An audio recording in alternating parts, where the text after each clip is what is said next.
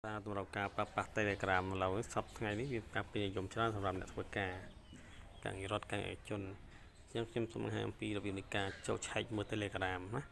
អញ្ចឹងដល់ពេលយើងបើក Telegram អញ្ចឹងមកយើងត្រូវការឆែកមើលទៅយើងចង់ download ជា image យើងចង់ download ជា file audio file video ឬក៏ file ផ្សេងៗឧទាហរណ៍ខ្ញុំបើកក្រុមការងារមួយដែលយើងពីក្រុមចែកចាយកិច្ចការបង្រៀនចាស់វាហងណាអញ្ចឹងយើងមានគេបង្ហោះច្រើនពីមុនមកច្រើនអញ្ចឹងយើងពិបាកក្នុងការស្វែងរកឧទាហរណ៍យើងចង់បានអ្វីមួយយើងត្រូវចូលលេខនេះណាយើងត្រូវចូលលេខរូបនេះរូបភាពឡើងលើយើងមកហ៎អញ្ចឹងវាមាននេះ number បង្ហាញពីសមាជិកដែលនៅក្នុងក្រុមនឹង media យើងនិយាយអំពីវីដេអូណានិយាយអំពីវីដេអូដែលរូបភាពផ្សេងហើយ file ជាប្រភេទ file ជា file C file file Word file Excel ដែលអាចឲ្យយើង download ណាអញ្ចឹងយើងអាច download វា link មានតំណភ្ជាប់ដែលយើងចង់ទៅកាន់តំណភ្ជាប់ Telegram ផ្សេងទៀតឬក៏ចូលទៅកាន់ YouTube ឬចូលទៅកាន់គេតំណផ្សេងណាមួយទៀតវីដេអូនេះគឺជាអ្វីដែលគេបានបង្ហោះជាវីដេអូជា audio ចូលអញ្ចឹងអាច download វាមកគីរូបភាពដែលមានចលនាអញ្ចឹងខ្ញុំចង់ download file មួយទីខ្ញុំចង់បានកិច្ចការបង្រៀនអ្នកទីទីខ្ញុំចង់បានកិច្ចការបង្រៀនអ្នកទី1ចុះទីហោណាអញ្ចឹងខ្ញុំចុចលើវាមកចុចលើវាចាំមក download ទៅមកអញ្ចឹងវាកំពុងតែ download យើងហ្នឹង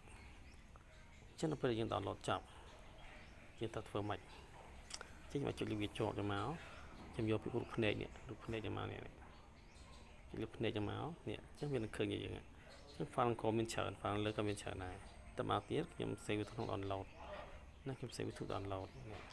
អញ្ចឹងឈ្មោះវាគឺតែងការអ្នកទី1ក្រុមវិទ្យានេះទី1ទៅទៀតវាខ្ញុំចង់បានអ្វីទៀត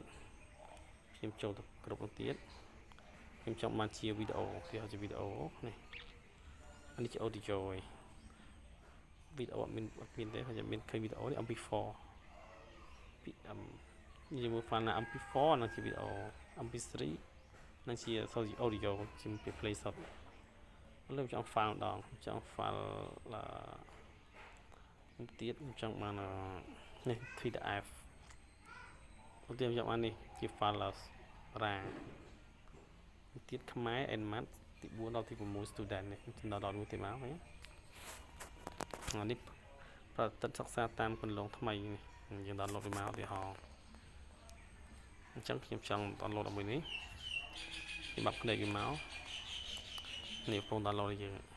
អ្វីពង download អញ្ចឹងវា download ពេញវានឹងឃើញតែអ្នកនរគ្នាអាចនឹងពេញអត់ដូចខ្ញុំទេពងខ្ញុំបាត់អត់ឲ្យវា save auto ទេ